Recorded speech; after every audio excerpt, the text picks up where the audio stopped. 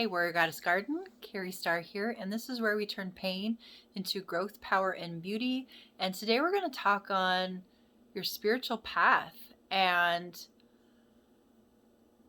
I think I want to take it in the direction of how do you get the courage to be who you are on your spiritual journey?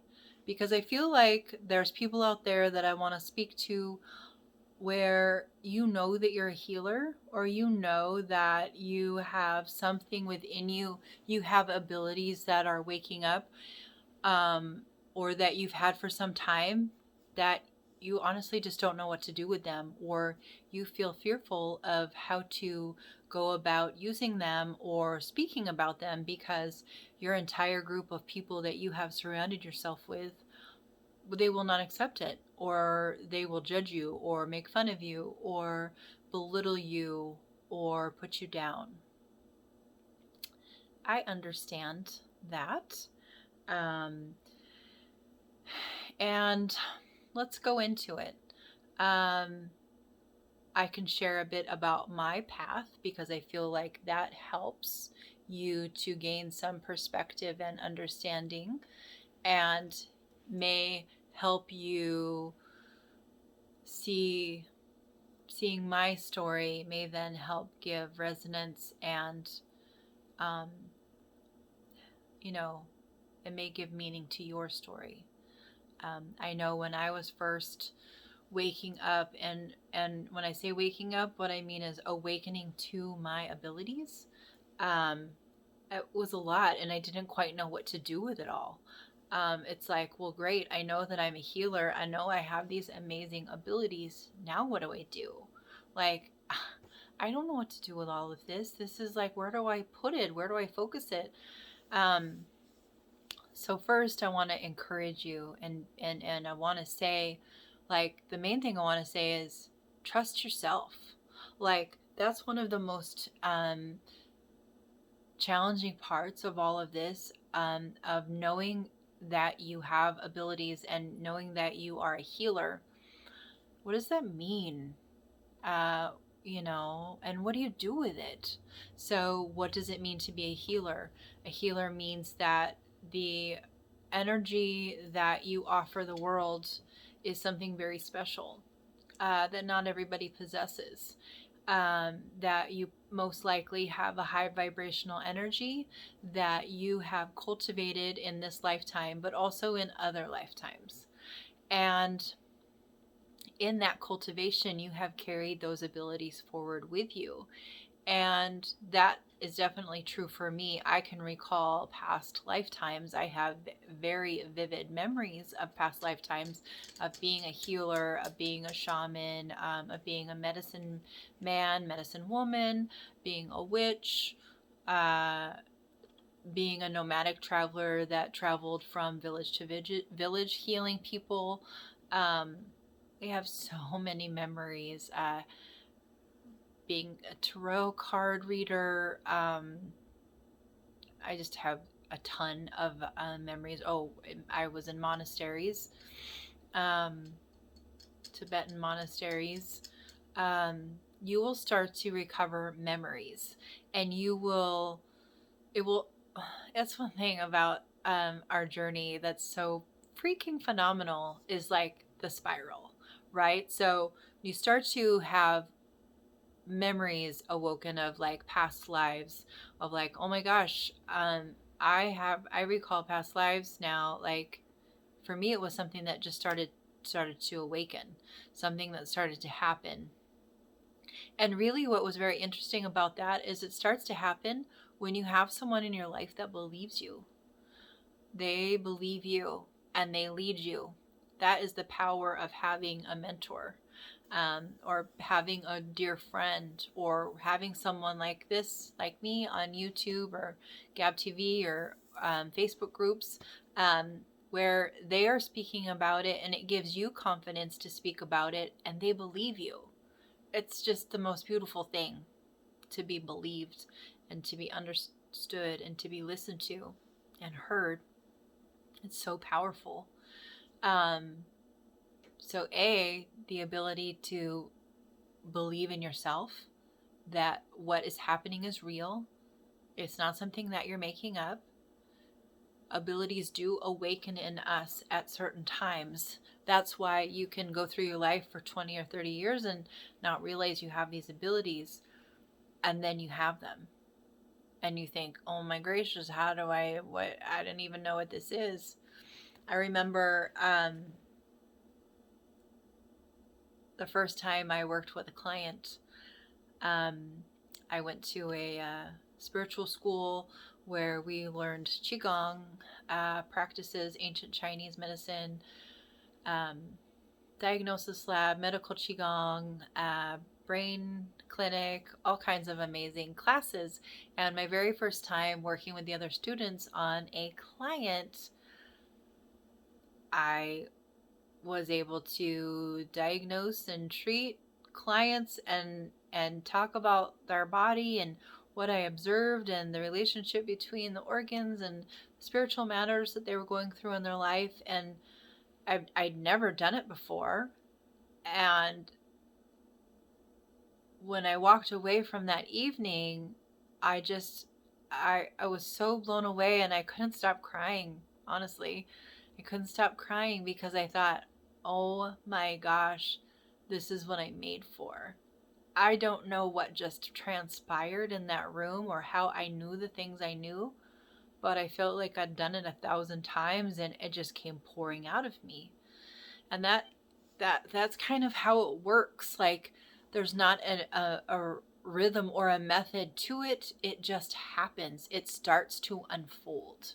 Your path towards becoming a healer, when you have that inkling, it starts to unfold. And it starts to unfold when you love yourself through it and you believe yourself. And you start searching. You start on the path, searching for the truth, searching for people of like vibration, searching for people you can look up to who are already doing what you have that inkling or desire to do. And then you can watch them and you get encouragement from them, and their being bold and accepting who they are, loving who they are, allows you to be bold and accept and love who you are. So there's that, the first part, which is the believing in yourself, believing where you're going.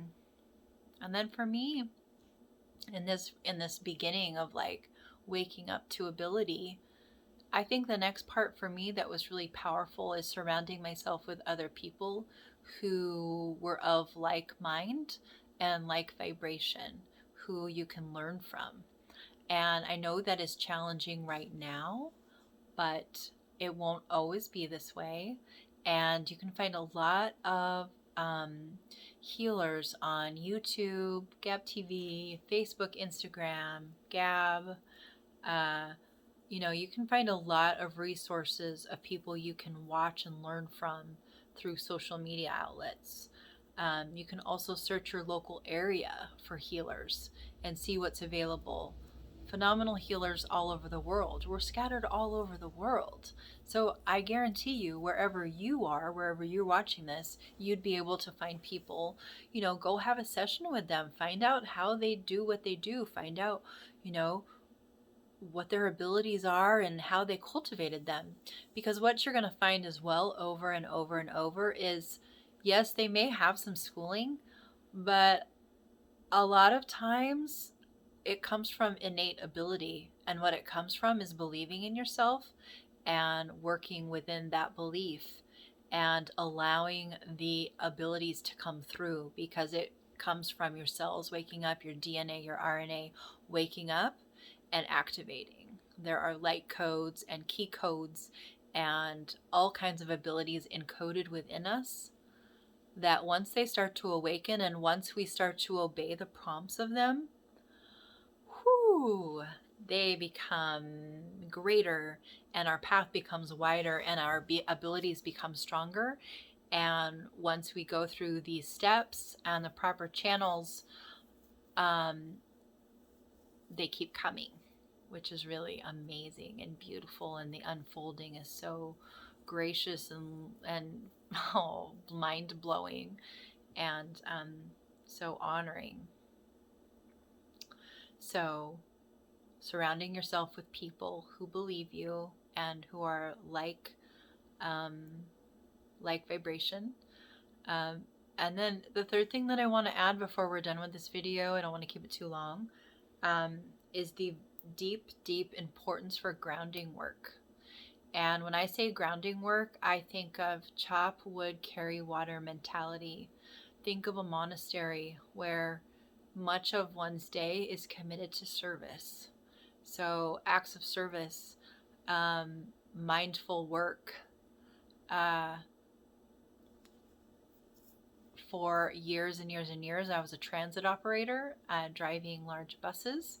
I currently do that still, and that is one of the best mindful practices I could do, because when I am driving my coaches, I cannot be thinking about other things. All of my attention must be focused on what I'm doing, because otherwise I have the ability to kill someone.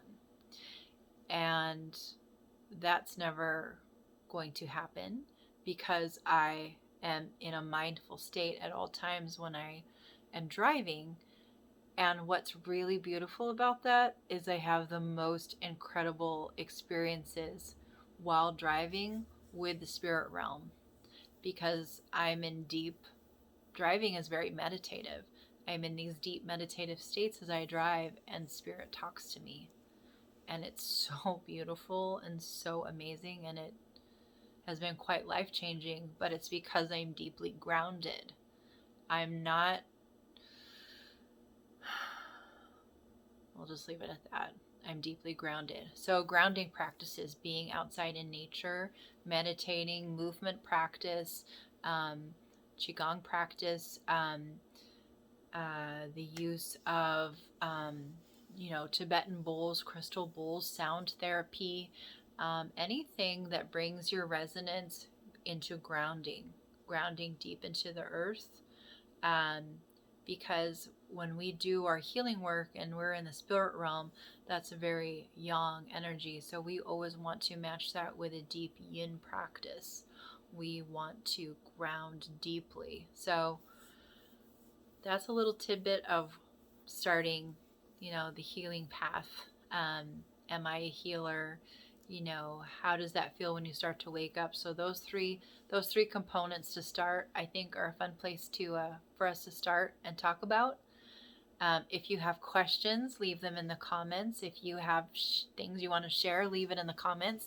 And if you have subject ideas about what you'd like me to talk about on this, waking up as a healer, add it in the comments, and I will make videos, because I really, really enjoy connecting with you all like this. So, okay, on our healing path, are you a healer? Are you waking up to that? And some first steps to consider. All right, so love to you. Until next time.